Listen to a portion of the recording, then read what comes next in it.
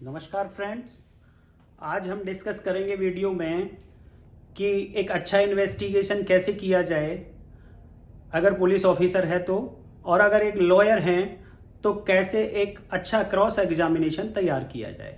इसी वीडियो से दोनों बातें क्लियर हो जाएंगी कि क्रॉस एग्जामिनेशन के लिए कुछ बहुत सारे क्वेश्चन आपको मिल जाएंगे और एक इन्वेस्टिगेटिंग ऑफिसर के लिए एक लाइन ऑफ इन्वेस्टिगेशन मिल जाएगी। इस वीडियो को आप ध्यान से देखें, लास्ट तक देखें।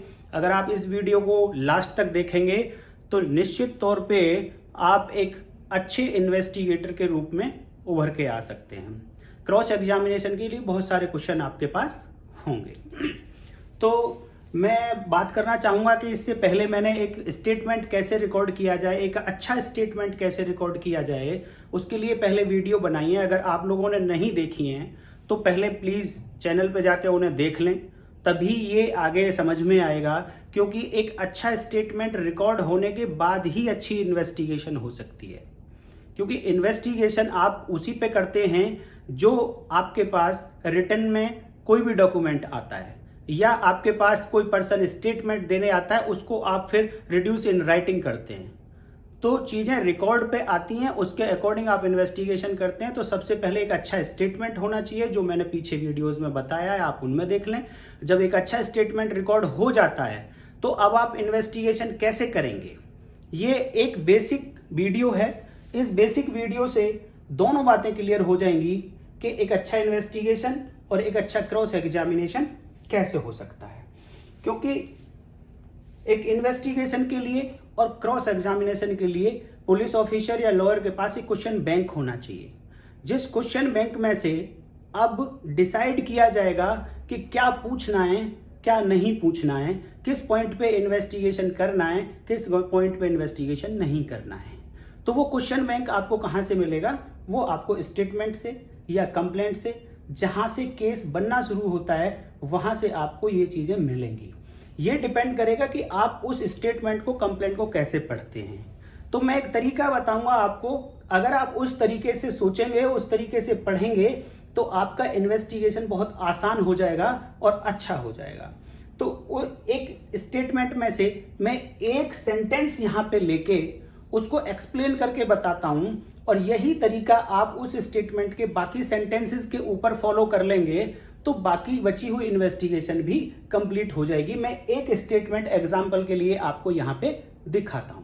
सपोज एक स्टेटमेंट आया है किसी कंप्लेनेंट का, वो ये कहता है कि मेरी घड़ी बंटी ने चुरा कर बबली को दे दिया है। मेरी घड़ी को बंटी ने चुराकर बबली को दे दिया है, ये किसी का स्टेटमेंट आया है। उस स्टेटमेंट में से एक सेंटेंस है। इस सेंटेंस को हम कैसे पढ़ें, क्या क्या हम इसमें ध्यान दें, किस किस तरीके से हम इन्वेस्टिगेशन कर सकते हैं, वो मैं भी यहां पे आपको एक्सप्लेन करके बताऊंगा। देखो, इसको आप, इस सेंटेंस को आप ब्रेक करें। ब्रेक करने के बाद आप सोचें कि क्या क्या मेन चीज इस सेंटेंस में से निकल के आती हैं। जैसे सबसे पहला सेंटेंस, सबसे पहला ब्रेक यहां पे ये आएगा, आप ये करें मेरी घड़ी। आप इसको समझें, मेरी घड़ी।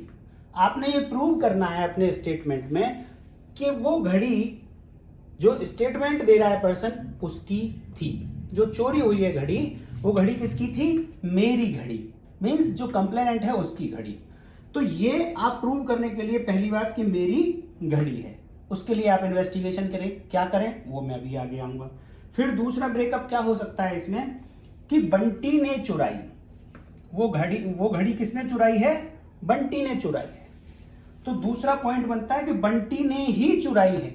आप इन्वेस्टिगेशन जब करें तो ऐसी बातें रिकॉर्ड पे लेके आए, ऐसी एविडेंस रिकॉर्ड पे लेके आए जिनसे ये प्रूव हो सके कि ये घड़ी बंटी ने ही चुराई है, किसी और ने नहीं चुराई। क्योंकि एलिगेशन बंटी के चुराने का है, और अगर आप एविडेंस में लेके आ सकते हैं कि किसी और ने चुराई है तो फिर वो एक अलग रिपोर्ट हो जाएगी। तो दूसरी बात हो गई कि ये घड़ी बंटी ने ही चुराई है। और अब अगला सेंटेंस, अगला ब्रेकअप है कि चुरा कर। इट मींस चोरी कंप्लीट हो गई। ऑफेंस यहां कंप्लीट, क्या ऑफेंस क्या है यहां पे? चोरी का। ये ऑफेंस कंप्लीट हो गया। तो इस ऑफेंस के लिए आपको आईपीसी की भी हेल्प लेनी पड़ेगी वहां पे इंग्रेडिएंट दिए गए होते हैं हर ऑफेंस के, तो उन इंग्रेडिएंट्स पे भी आपको इन्वेस्टिगेशन करना है। जैसे मैं थेफ्ट की बात करूं, चोरी की बात हो रही है, तो वहां 5 इंग्रेडिएंट दिए हुए हैं कि प्रॉपर्टी मूवेबल प्रॉपर्टी होनी चाहिए, चल संपत्ति होनी चाहिए, उस प्रॉपर्टी को बेईमानी से, डिसऑनेस्टली से किसी पर्सन के कब्जे से, पजेशन से उसको हटाया गया होना चाहिए, मूव किया गया होना चाहिए, और without consent of that person, उस व्यक्ति की, जिस व्यक्ति की वो पजेशन में थी, उस व्यक्ति की बिना सहमति के बेईमानी पूर्वक उस कब्जे से, उस व्यक्ति के कब्जे से इस वस्तु को हटा दिया गया है। तो ये 5 इंग्रेडिएंट पे भी आपको बात करनी पड़ेगी। ये ऑफेंस टू ऑफेंस चेंज होते रहेंगे और उसके लिए आपको अलग क्लास हम बनाएंगे और उसमें आपको मिल जाएंगी ये चीजें। तब तक के लिए आप पर्टिकुलर सेक्शन खोलें आईपीसी में जाके, वहां पे देखें कि कौन कौन से इंग्रेडिएंट्स हैं, उन पे भी आपको इन्वेस्टिगेशन करना पड़ेगा। वही लाइन है, थॉट यहीं से आएगा जो मैं आपको यहां बताने जा रहा हूं। तो चुराकर मींस चोरी कंप्लीट हो गई। कंप्लीट होने का मतलब इसके सभी इंग्रेडिएंट कंप्लीट हो जाने चाहिए आपकी इन्वेस्टिगेशन में। उसके बाद बबली को दे दिया, अगला ब्रेकअप है, बबली को दे दिया। तो अब आपने अपनी इन्वेस्टिगेशन में ऐसे एविडेंसेस लाने हैं कि ये घड़ी चोरी होने के बाद बबली के पास गई। पहली बात, बबली के पास गई, और बबली के पास गई, उसके बाद आपको यह प्रूव करना है कि ये बबली के पास बंटी ने ही दी थी। तो वो चीजें आपको रिपोर्ट पे लानी है जिनसे ये बातें प्रूव हो सके, तब जाके ये पूरा जो स्टेटमेंट का ये पार्ट है, मेरी घड़ी बंटी ने चुराकर बबली को दे दी, तो ये आप पूरा माने कि इस सेंटेंस पे आपकी इन्वेस्टिगेशन पूरी हो गई है। जब आप इस एंगल से सोचेंगे तो आपकी इन्वेस्टिगेशन बहुत अच्छी हो जाएगी, और आप हर सेंटेंस को पढ़ें, उसमें ऐसे ही ब्रेकअप्स डालें और उनको प्रूव करने की कोशिश करें। इससे क्या होता है कि इन्वेस्टिगेशन क्या है, कुछ नहीं है, एक चेन ऑफ एविडेंस है। आप एविडेंसेस तो कलेक्ट कर रहे हैं, लेकिन उसकी चेन नहीं अगर बन पाई तो वो इन्वेस्टिगेशन बेकार हो जाएगा।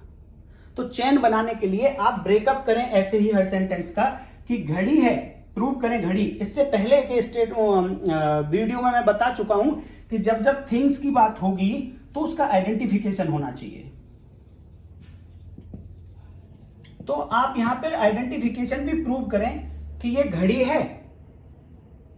कौन सी घड़ी चोरी हुई है? कई बार जो वस्तु होती हैं, थिंग्स होती हैं, उनका यूनिक आइडेंटिफिकेशन होता है, कई बार आइडेंटिफिकेशन नहीं होता। तो जहां यूनिक आइडेंटिफिकेशन होता है वहां पे आप वो नंबर जिससे उसकी यूनिकनेस आती है वो आप लिख के भी आइडेंटिफाई कर सकते हैं कि ये वस्तु है।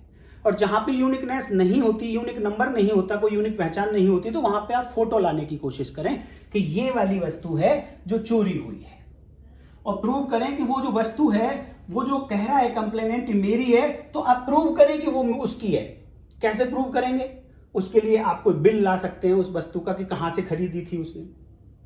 बिल नहीं मिलता है, कई बार इंडिया में सभी लोग बिल लेते भी नहीं है, तो आप कैसे प्रूव करेंगे? तो आप दिखाएं कहीं उसका फोटोग्राफ है उस वस्तु के साथ में। सपोज घड़ी है तो उसने कोई उस घड़ी को पहन के फोटोग्राफ खिंचवाया हुआ है, उस फोटोग्राफ को आप रिकॉर्ड पे ले आए, तो वो भी एक एविडेंस हो जाएगी। फोटोग्राफ भी नहीं है तो किसी व्यक्ति का जो उसके साथ में रहता है, फ्रेंड है, पड़ोसी है, उसका स्टेटमेंट ले आए आप रिकॉर्ड पे, तब भी ये प्रूव हो जाएगा कि ये घड़ी उसकी है। तो इन चीजों को आप रिकॉर्ड पे लेके आए, तभी आपका इन्वेस्टिगेशन पूरा होता है। इसी तरीके से हर सेंटेंस का ब्रेकअप कर लें तो आपका इन्वेस्टिगेशन अच्छा हो जाएगा।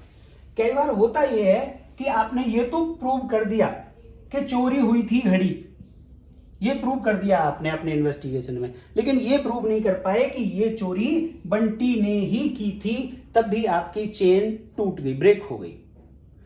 या फिर आप ये प्रूव कर पाते हैं कि चोरी तो बंटी ने ही की थी, लेकिन आप ये प्रूव नहीं कर पाते कि बंटी ने जो चोरी की थी वो इसी घड़ी की थी या किसी और घड़ी की थी।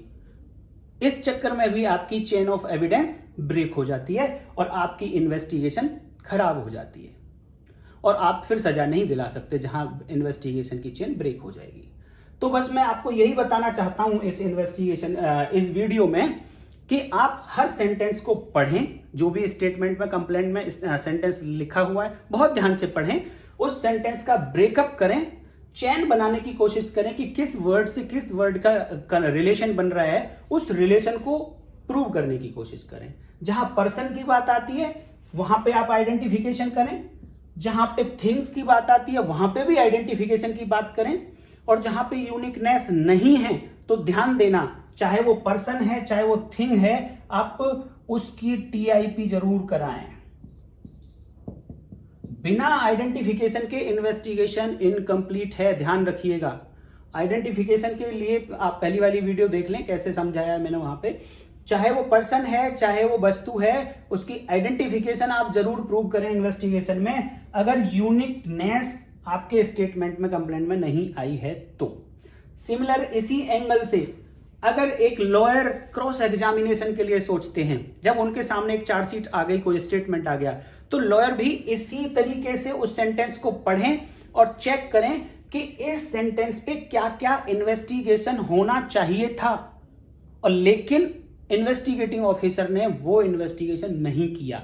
तो जो नहीं किया उसी को आप पकड़ के अपने क्वेश्चंस बना सकते हैं।